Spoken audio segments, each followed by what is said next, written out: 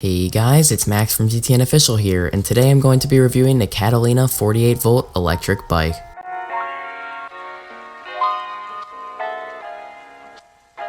Without any further ado, let's move straight into the features, starting with the front basket. The front basket is relatively steady while riding and provides a convenient and adequately sized storage space on the bike. Next up, we have the battery, which in addition to powering the bike's 48-volt motor, also houses a USB 2.0 port for mobile device charging. Moving towards the back of the bike, we can see that the seat's height is easily and thoroughly adjustable to suit the rider's preference. Also on the back is the rear rack, which provides a simple and versatile alternative to using the front basket for storage. Moving on to safety, this bike is an excellent choice for those who want a bike that's well equipped with reflectors, as shown here. Next, we'll cover the process of powering on the bike. Contrary to what you may think, the bike does not power on using the button located on the battery. That button simply shows you how much charge is remaining. To power on the bike, hold down the button on the handlebars that is labeled with an M until the bike's LCD display powers on. One more quick thing to mention before we get to the operation of this bike is the bell. On to the more technical side of things, here we have the pressure-sensitive throttle. The further you push this down, the faster the bike will go. To the right of the throttle, you will find the mode and speed selector buttons. The speed selector buttons electronically control the speed limitations of the bike, while the mode selector controls the type and speed of the bike's electronic acceleration. Your current mode and speed can be seen on the bike's LCD display. It is important to note that these buttons do not affect physical pedaling.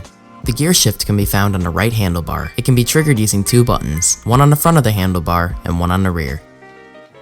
Additionally, metal handbrakes can be found on both sides of the bike. Lastly, an optional cup holder can be attached to either side of the handlebars. With that, we've covered the features of this bike. It's now time to see how it rides. Right off the bat, the first thing I noticed is how quiet this bike is. Even while at full throttle, when the motor is working its hardest, it maintains a barely noticeable noise level.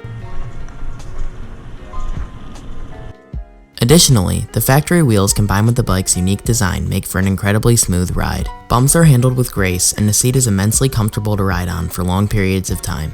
The acceleration feels snappy and responsive. It never feels inadequate, and I am nearly always able to achieve a speed that I am comfortable with. In my limited testing, the bike handled terrains such as grass and gravel quite well. The bike also handles inclines quite well, and shifting feels nimble and fluid. My only complaint with this bike after multiple weeks of use is that the basket can feel a bit shaky at times, but this problem only really occurs on bumpy roads when the basket is empty. Overall, this issue is quite minor.